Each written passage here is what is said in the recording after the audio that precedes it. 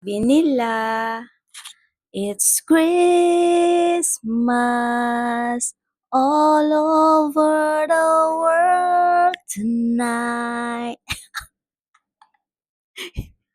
Guys, napo-frustrated na ako. Gusto ko kasi lumabas sa 24. Hindi naman ako payagan. Gusto ko din lumabas sa 25. Lalo hindi ako payagan.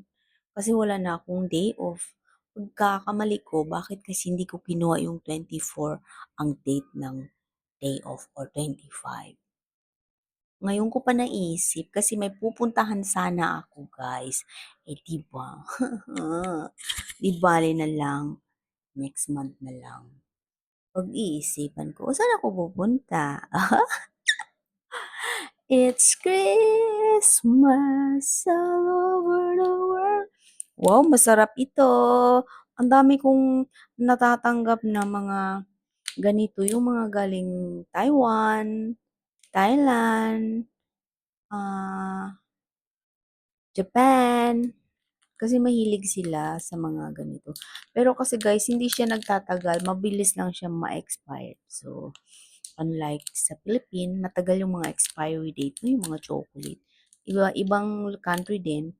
Pero pag yung na-mention ko mga mabilis yung expiry date, kaya hindi siya pwede i-box.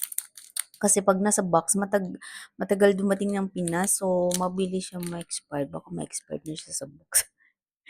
So, ayan, kainin ko na lang to. Ano ba to? Parang monkey. Ay, monkey nga.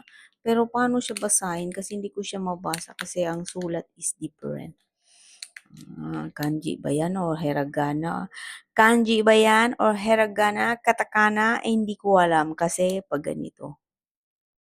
Pero para siyang kahawig sa mga Chinese na sulat.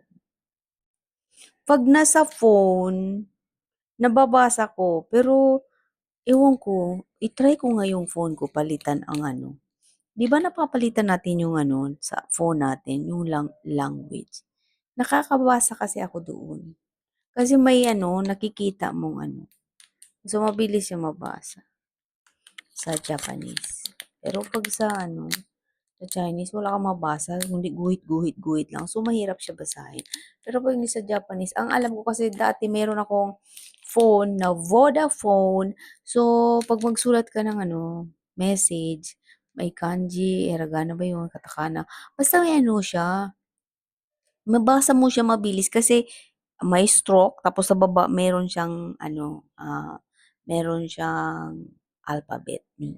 A, B, may ganun. Meron siya, dalawa-dalawa. So, mas mabilis magbasa. Hay, nako, kailangan ba natin mag-aral ulit? Ay, kapag ikaw ay umabot sa aking video sa ganitong minuto na to, dyan ka pa at nanood ka pa at naabutan mo, may Gcash ka sa akin, mag-comment ka, no? Kung naabutan mo at mag-comment ka na rin taga saan ka. So, meron kang Gcash pamasko. Good luck! Alam ko naman wala talagang nanonood ng buong video ko. Kaya natatawa ako kasi wala rin akong nabibigyan.